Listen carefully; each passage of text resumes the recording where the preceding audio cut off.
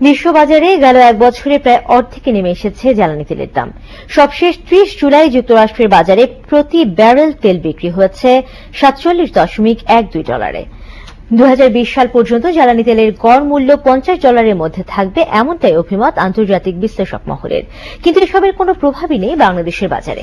আগের দামেই চলছে বিক্রিকিনি। দেশের অর্থনীতিবিদরা বলছেন, বিশ্ববাজারে তেলের দাম কমায় সরকার লাভবান হলেও সুফল পাচ্ছেন না ভোক্তারা। তাই বিশ্ববাজারের সঙ্গে সামঞ্জস্য রেখে তেলের মূল্য নির্ধারণ নীতিমালা সংস্কার সহ ভোক্তার স্বার্থ রক্ষায় সরকারকে আরও আন্তরিক হওয়ার পরামর্শ দেন তারা। আরও জানাচ্ছেন তানজিলা নিঝুম। বিশ্ববাজারে দাম কমলেও বাংলাদেশে জ্বালানি তেলের দাম কমেছে এমন নজির এখনো দেখা যায়নি। অথচ বিশ্ববাজারে জ্বালানি তেলের দামের সঙ্গে সমন্বয় করে দাম কমানোর ইতিহাস রয়েছে পৃথিবীর বিভিন্ন দেশে। বিশ্ববাজারে বর্তমানে ১ লিটার অপরিশোধিত জ্বালানি তেল বিক্রি হয় প্রায় ২৪ টাকায়। আর আমদানি করা এই তেলের সঙ্গে যোগ হচ্ছে আমদানি শুল্ক, প্রক্রিয়াজাতকরণ ব্যয় ও পরিবহন ব্যয়। আর এসব ব্যয় যোগ করার পরও বাংলাদেশ পেট্রোলিয়াম কর্পোরেশন বিপিসি এক বছরেই মুনাফা করেছে প্রায় ৪,০০০ কোটি টাকা। বিপিসি এখন অকটেন পেট্রোল বিক্রি করে লাভ করছে সবচেয়ে বেশি, প্রতি লিটার প্রায় ৪০ টাকা। আর ডিজেল, ফার্নেস ও কেরোসিন তেলে মুনাফা করছে ২০ টাকা। বিশ্ববাজারে জ্বালানি তেলের দাম কমায় সুবিধা পাচ্ছেন না দেশের ভোক্তারা, তবে তাদের টাকায় লাভবান হচ্ছে সরকার। তাই ভোক্তাদের সুবিধায় বিশ্ববাজারের সঙ্গে দামের সমন্বয় করার এখনই উপযোগী সময় বলে মত দেন অর্থনীতিবিদরা। ডোমেস্টিক মার্কেটে জ্বালানি তেলের দাম এটা কিন্তু বাজার ভিত্তিক নয়, এটা পুরোপুরি সরকার নিয়ন্ত্রিত, যেটাকে আমরা বলি এটা অ্যাডমিনিস্ট্রেট প্রাইস।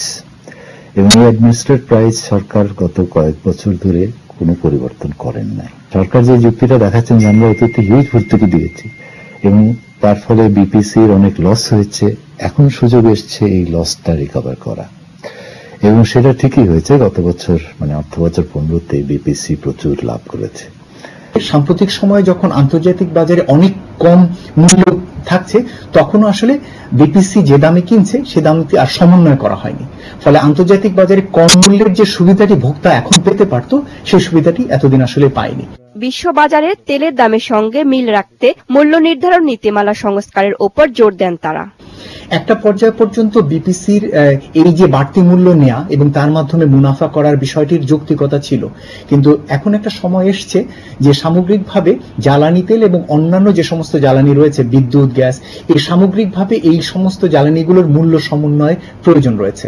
এবং যেহেতু বোঝা যাচ্ছে যে আন্তর্জাতিক বাজারে আগামী দিনেও জ্বালানি তেলের একটা নিম্ন মূল্য থাকবে এবং সে সম্ভাবনা রয়েছে, সুতরাং সরকার আমার মনে হয় যে তার আগের যে সিদ্ধান্ত যে জ্বালানি তেলের মূল্য সমন্বয় কম করা বা না করা, সেখান থেকে বেরিয়ে এসে এটিকে আরো কিছুটা সমন্বয়ের দিকে যাওয়া। 2003 সালে আমরা কিন্তু একটা অটোমেটিক প্রাইসিং ফর্মুলা গেজেট করেছিলাম। সেখানে কিন্তু ফর্মুলাটা খুবই গ্রহণযোগ্য ফর্মুলা, এটা কিন্তু কখনো এটাকে বাস্তবায়ন করা হয়নি। এখন সময় এসছে যে ওই মূল্য নির্ধারণ নীতিমালায় সংস্কার করা। এখন যদি আমরা ফর্মুলাটা অ্যাপ্লাই করি তাহলে কিন্তু দাম কমবে, এবং দাম কমলে তো এটা সবার কাছে গ্রহণযোগ্য হবে। ভোক্তাদের স্বার্থ রক্ষায় সরকারকে আরো সচেতন হওয়া উচিত, এমনটাই বললেন এই দুই অর্থনীতিবিদ। তানজিলা নিঝুম, মোহনা সংবাদ, ঢাকা। একটা বিরতি নিচ্ছি, এরপর অন্যান্য সংবাদের সঙ্গে থাকছে।